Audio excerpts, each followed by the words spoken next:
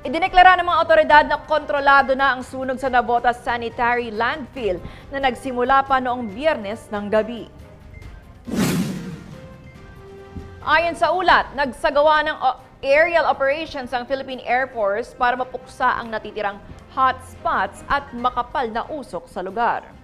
Nag-deploy din ng Bureau of Fire Protection at pamahalaang lungsod ng Navotas City ng mga barge na may dalang water tankers at firefighting equipment.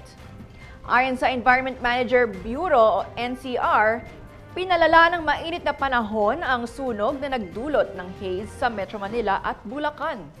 Dahil dito, pinayuhan ng Navotas City Public Information Office sa mga bata, senior citizens, buntis at may sakit sa baga o puso na manatili muna sa loob ng bahay dahil sa hindi magandang kalidad ng hangin. Naglabas din ng babala ang iba't ibang lokal na pamahalaan sa NCR na unhealthy ang air quality sa kanilang nasasakupan. Sa Obando, Bulacan, sinabi ni Mayor Ding Valeda na lumikas ang ilang residente sa barangay Salambao dahil sa kapal ng usok kung saan may ilan na nakakaranas ng hirap sa paghinga at paninikip ng dibdib at patuloy ang monitoring ng LGU sa lugar.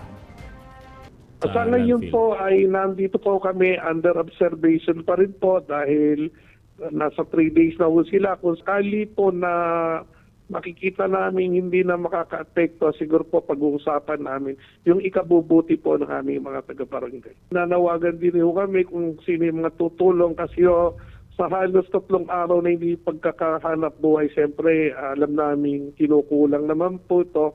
At meron naman po mga nagsabi naman magtutulong po. Kaya nagbibilang po kami ngayon ng number of families para kahit pa paano mabigyan po namin ng agarang tulong.